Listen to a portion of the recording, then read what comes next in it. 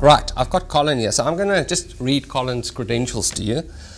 Western Province Colours from the Mind Sport Association of South Africa. Top 10 World EU, US, KR, what's KR? Korean. Oh, Korean, cool.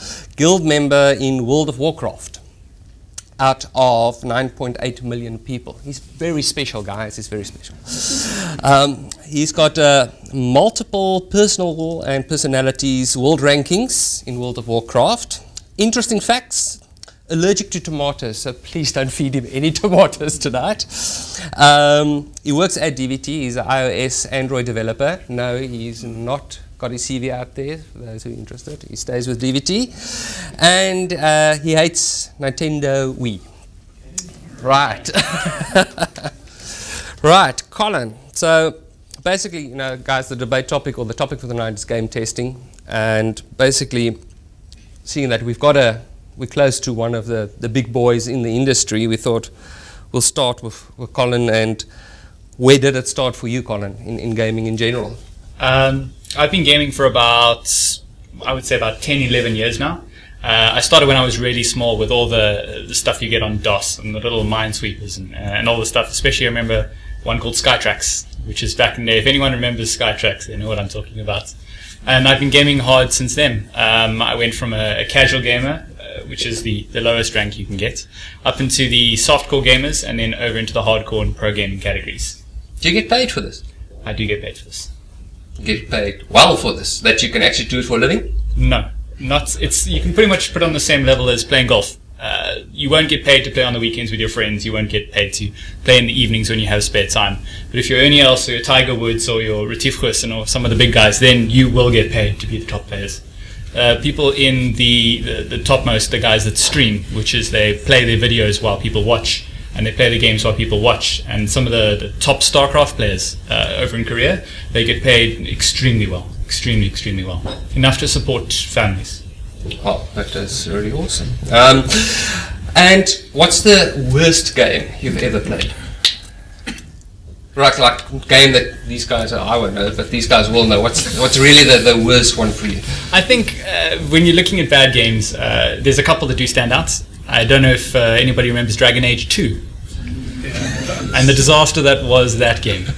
There are certain things that you do in gamings and certain things that you don't do in gamings, and one of them is provide 4 different endings just with a different coloured background. That sounds like certain software in general. Oh yes. So what sparked your interest? Why gaming? Why not golf? Why not golf? Well, one of the reasons why I got involved in gaming in the first place is because I love the social aspect of it. And I know that sounds weird, but gaming evolved from the good old days when you were sort of an introverted person that used to hide in your basement and play games. It's now become an extremely popular, extremely communication-based and team-based sport. The game that I play, specifically World of Warcraft, relies on 25 people communicating and working as a group in order to achieve anything. So one of the things that really sparked my interest in it is the intercommunication and the teamwork and the gameplay and the organizational skills required behind it. Also, as a developer, I love problem solving. I love working on different mind tricks, working on different solutions to things, and gaming is just another avenue for that sort of mentality. Awesome. So, spec-wise, PC-wise, infrastructure-wise, you know, what do you guys fork out? How much does it cost you, and what is it? Well, myself, I play on a PC. A lot of people play on Xboxes and PlayStations, etc., etc. Specifically, the game that I play, World of Warcraft, it has to be played on a PC. I play on a laptop myself because I use it as my development machine as well. Guys, now come on, there's work for us there. Yeah, it's actually because gaming software actually requires an extremely high-end PC. What you wind up having is you have a PC that's extremely powerful, and why not use that for development purposes as well? Your ASDL line, have you got like a 10 meg or 100 meg? What type of line have you got? If I can drop some stats, I've got a 4 megabyte uncapped ADSL unshaped line from MWeb, which has got specific ports forwarded for international play. The average line that you'll get from Telkom or from MWeb, you'll have around 250 milliseconds latency. That means every time I click, every time I do anything, I have to wait a quarter of a second for it to actually register. And when you want to play on the top level, that's not an option. If you're trying to shoot somebody, if you're trying to aim something and you're behind them and you're aiming like this and they're here, it doesn't work. So with the port forwarding and everything, I've dropped it down to just over 110, 120, and that works. So 1/10 of a second delay. And as a forum, we don't promote violence. So the operating system you're using, is it Apple, iOS, or is it our favorite Microsoft? It is our favorite Microsoft. He's an Apple guy, just for the record. Yes, not by choice, just by development platform. No, I use Windows. The reason being is the other operating systems like Mac and Linux, they simply aren't up to date with regards to things like OpenGL and the graphics shading libraries, and they just can't support the games the way that Windows can with DirectX. So if I had the opportunity to move over to Linux, I definitely would, but unfortunately not an option at the moment. And then, have you ever found a serious bug in a game, and what was it? Yes, I have found a serious bug in a game. There was a bug in World of Warcraft where you're only allowed to achieve or pick up something once a week, and you can't pick up any other times, it's locked, you can't even see it, etc., etc. But something slipped through their QA team, where if you did a certain set of events... You should say that softly. It's something slipped through their testing team. And we unfortunately caught it. Now, as a hardcore raider, if you find a bug, if you find something that will give you the edge over your opponents, you will take it. Because if you don't take it, they're going to take it. And one or two things can happen. One, everybody gets caught and you're all stuffed. Or two, some people don't get caught and they've got a massive lead. And that's not an option when you're trying to be first in the world. So what happens is everybody abused it and everybody got caught. We received an 8-day ban and we were completely locked from the game. We couldn't play until they unreleased our accounts a little bit later, and that was an absolute disaster. Awesome. If you were to put a testing hat on, yes, how would you go about testing a game, and is there any specific areas that you will actually target to start off with? Yes, unfortunately, as a developer, I'm sure that most people will agree we make the worst testers. Yes. We tend to drive down into certain functionality that we want to see without actually looking at the application on the whole. So if I had to put my testing hats on, I would go definitely with functionality.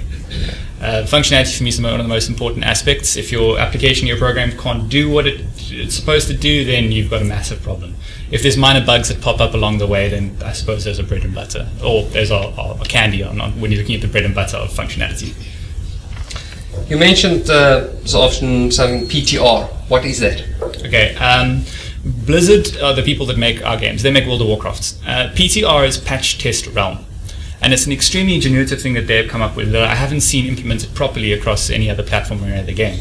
PTR is where they take new functionality and new content, and they take your world and your server and they duplicate it, but they add on their new functionality and stuff.